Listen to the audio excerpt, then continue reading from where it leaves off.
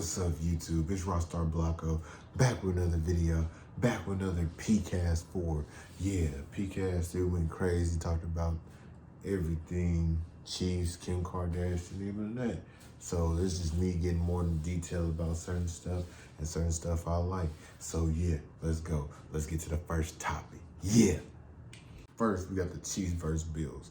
It was a great game, even though my Chiefs lost in the end, but the Bills came out and did their thing on both sides of the ball. Defensively, they were making sure they weren't going to lose the game because they were on all cylinders, even with Von Miller. Von Miller playing like he playing for a contract, like he playing in the Denver days because he hates the Chiefs. I saw he shot out Derrick Thomas at the beginning, but he didn't have to play that good against my Chiefs, but he went crazy. But yeah, first we're going to get into the game, the analytics of the game, everything all the way down to every drive. So first drive, Josh Allen goes down and loses the ball, fumbles it. Then Patrick Mahomes throws it right back on the pursuing drive for the Chiefs, which is kind of crazy to me because I think it's just when he does that and does all that dancing around in the pocket, and running around trying to force shit, that's when stuff starts to happen. And then they played defensive half, no defensive first quarter. Nobody scored. It was 0-0. Then come in the second quarter, Buffalo Bills kick a field goal. Then the Chiefs turn with Juju's first touchdown as the Chiefs, which more to come. Hopefully he can get it going and keep going and be able to have Pro Bowl season because Juju can. Juju hit him with that spin move, and you're not putting me down, touchdown, 42 yards. Went crazy. Then Buffalo returns with a score. It was Stephon Diggs. With Stephon Diggs, which they picked on our corner 23, Will Williams the whole game because he was a rookie. And I just think we need to get more veteran help on the defensive end on our secondaries because that's what's been losing. Well, that's been kind of detouring us the last 2 weeks when we was playing these teams because, man, the Raiders and the Bills, they both, Devontae Adams and Stephon Diggs are both catching on us like it was nothing. So we got to do better with the secondary. I can understand you brought in the younger face with Justin Reed, but he's doing that. But also trying to go in the second half, Buffalo thought they were going to squib it, and you know what the Chiefs can do with a little bit of time on that. They got a 62-yard field goal with Harrison Buckner. In his first game back, he broke the record and met the Williams kicker last week set. So he had a Chiefs record for a week, and then he got out of there. And after that field goal, the game was tied at halftime, 10-10, which was, we just can't get away either way by then. But Buffalo put pressure on Mahomes in the first half, had him kind of riled up in there, and he was kind of forcing throws that he didn't have to. And yeah, it was really a game where he was kind of forced stuff when he should just let the game come to him. But that's what happens. You have one of these games at the beginning of the season to make your team better. So yeah. So Buffalo put pressure on the first half. Then the Chiefs started out with first drive, scored. First drive, second half, got on, scored, and then Buffalo went down, scored. No. I'm remembering this back. I'm just looking at my notes, but I did that wrong. But yeah, Buffalo stalled the Chiefs in the first half, stalled them on the drive. Then Buffalo went out and scored a 17-yarder with Stephon Diggs to make it 17-10. And then Chiefs go down and tie it up, 17-17 at the end of the third quarter. And then at the end of the fourth quarter, beginning of the fourth quarter, Bucker makes a 44-yard field goal, which he misses one that's why Josh stalled. He missed the other one in the beginning of the second half, which is kind of like, But I feel like he's getting his feedback with him, getting back acclimated into the game and back into kicking in regular games because he was out since the week 1 we played. So we're getting him back, and then Bucker's Bucker's makes a 44-yard field goal, which then takes the lead, just gives 20-17, and then Josh Allen comes down and scores a touchdown, take the lead, 24-20. And it was on a 14-yard pass to someone you expect to, Dawson Knox. Well, he catches clutch plays. He always has for the Bills, but I didn't expect him to get that touchdown to basically close the game out. Then Patrick Mahomes tried to make something happen on third down instead of just throwing it away and we had enough time throwing it away, doing something. He throws the interception. Which after that, you already know what happened. They closed the game, and the game's over. 24-20.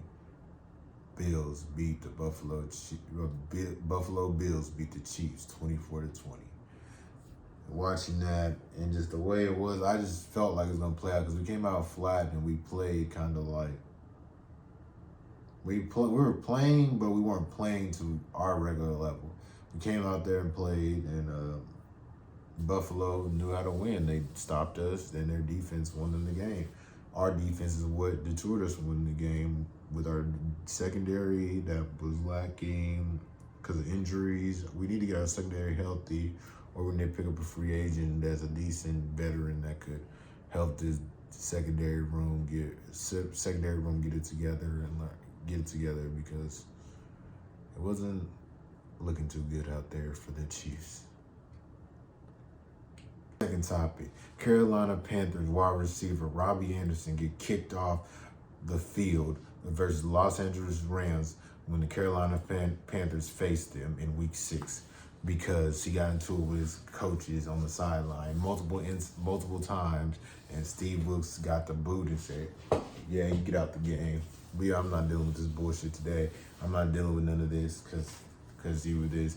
It just felt like he got into it with several coaches during the game. And so at first started off with the wide receiver coach that he got into it with. And he's like, Steve Wilkes was like, "I'm not having this. You take that shit take an early shower. Go take a shower. Take an early shower. Go hit that." Then 24 hours later, they got rid of him. He's traded to the Cardinals because the Cardinals wanted to trade for Robbie Anderson because Marquise Brown got hurt. They got him out of there 24 hours later. But the Panthers is basically saying with that trade is that you're not bigger than the program. Nobody's bigger than the program. And they can replace you. This is the league. So you got to tread lightly. You can't walk in there thinking I'm this big dog. I'm this. I think you can't go in there. You got to come in there humbly, get that money, and get out. You can't come out like you run the team like you're the GM because I remember when they first got Baker Mayfield and he was the first one tweeting about, "Nah, I don't like this. And it's just like that's causing friction on the team when you're supposed to be as one, and that's very friction. So Steve Wilkes is proving that nobody's bigger than the program. Nobody's bigger than no program. Bigger than this program, the Panthers. Nobody's bigger than this. And he's just the interim because they just got rid of that guy. And that guy, the Panthers got to pay that man $40 million. So Steve Wilkes trying to get another head coaching job. And so he called a favor with the Cardinals and said, "Can you get this nigga on my team?" Oh, Hollywood Brown, right? I will give him away for 7-round pick or something a little bit. Oh yeah, you know y'all owed me for firing me a couple years ago. I ain't do nothing wrong. So get this nigga off my team.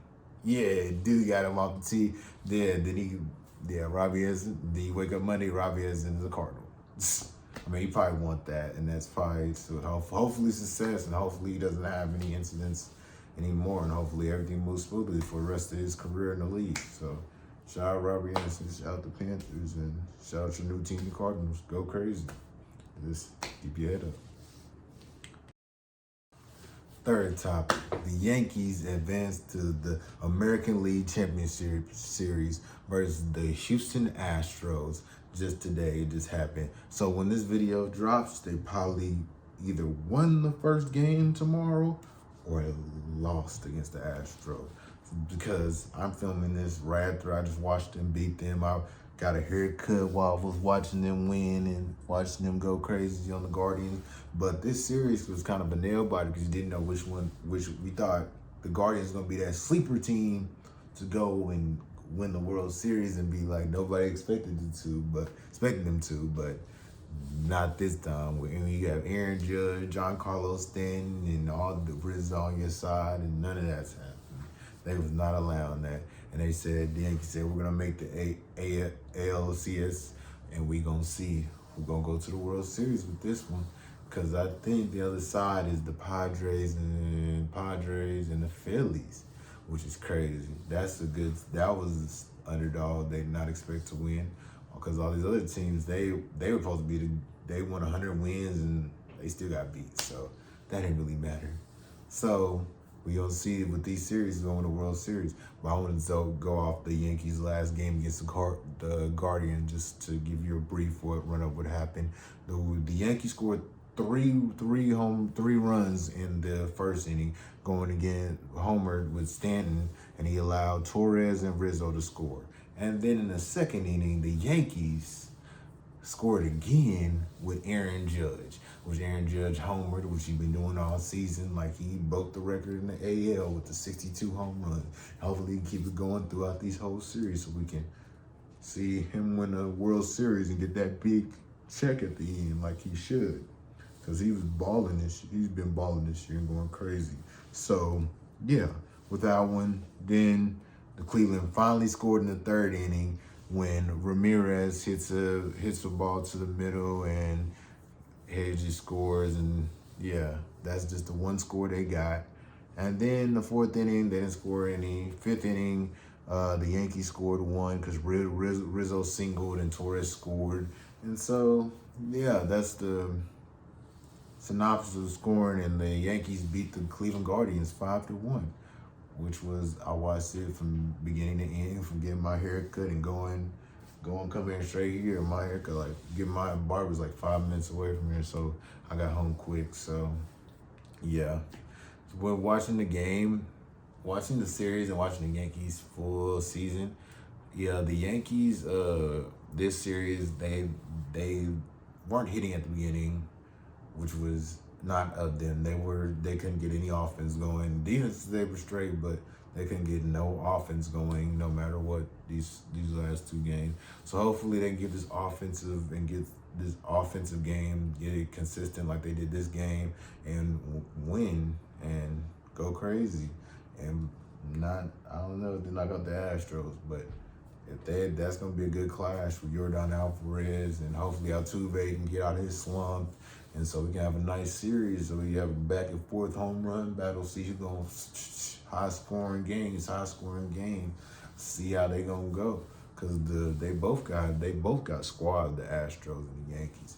But the Yankees got that boy Aaron Judge, AL MVP, probably league MVP this year. Hopefully he is, because he been balling. So yeah, so we're gonna see tomorrow who wins game 1 of the LCS.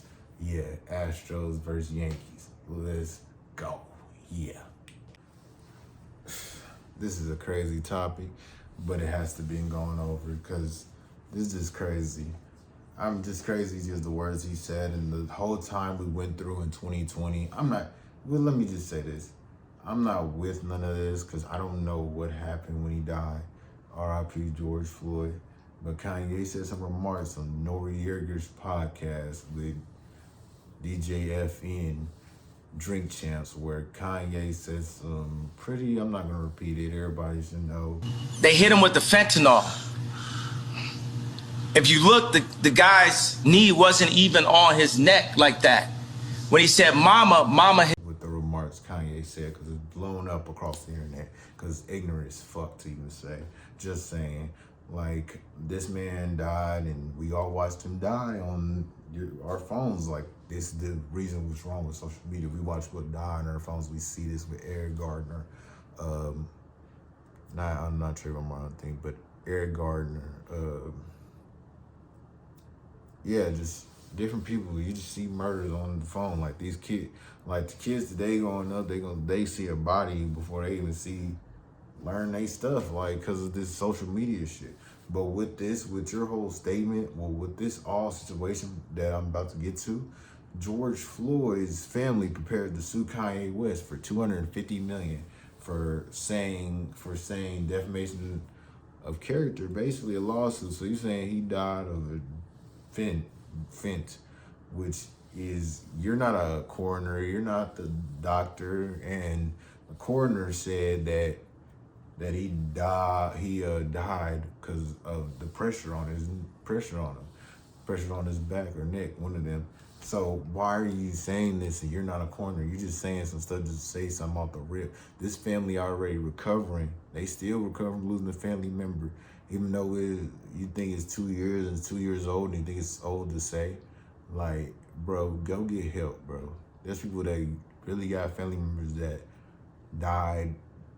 They had the family members, they got to deal with that, seeing that every time. That flashing before they had seen them die on the phone. That was, come on, bro. We all saw it. And you just trying to be all like cloud attention with the shit, bro. The shit lame, Kanye. Shit lame, bro. Like, it's hard being a fan and you just gotta listen to your music. It's hard when you do stuff like this because the family is already dealing with enough, and you doing defamation and doing stuff saying, suing that, like, have the family, but this didn't even have to happen if you didn't just say this statement that it had nothing to do with the interview. You could have stuck it with the clothes, but you was dissing somebody's family member that you don't even know the whole facts about. You just speculating like your friends over there that turned their back on you, that you were all in support, holding their hats up and everything. They didn't have your back then because you saying some flawed shit. Kanye West, please go get help. That's all I'm saying. That's like, me as a fan standpoint, man, please go get help, because shit you been saying is some bullshit and it's off the wall, and nobody in their right mind would say that, right? Because please get some help. Like, yeah, that's all I gotta say about it. Shout out to the Floyd family, condolences. Keep your head up. I know it's hard, but condolences to your family, and hopefully this doesn't get brought up again to remind you of what happened that day. Yeah, this is a short one, but this is some topics that interest me that I guess I could talk about. So it wasn't really a lot of really cheesy topics this week, but these are stuff I was interested in and want to share my opinion on. So yeah, go crazy, run this likes up, give me a subscribers up. Music coming soon, as I keep saying, but I'm a kind of perfectionist and I want everything to be right. So this rollout gonna be crazy, and got a crazy something coming soon that's gonna be super crazy. It's gonna be different. It's gonna be something I never did, and some people probably never did either. It's gonna be something creative on the way, and I'm just gonna hint it. You just gotta subscribe and set your notification bell so you can know what's going on with ROCKSTAR BLOKO TV, because we still going up all year. We still going crazy. Yeah, ROCKSTAR BLOKO out. Yeah.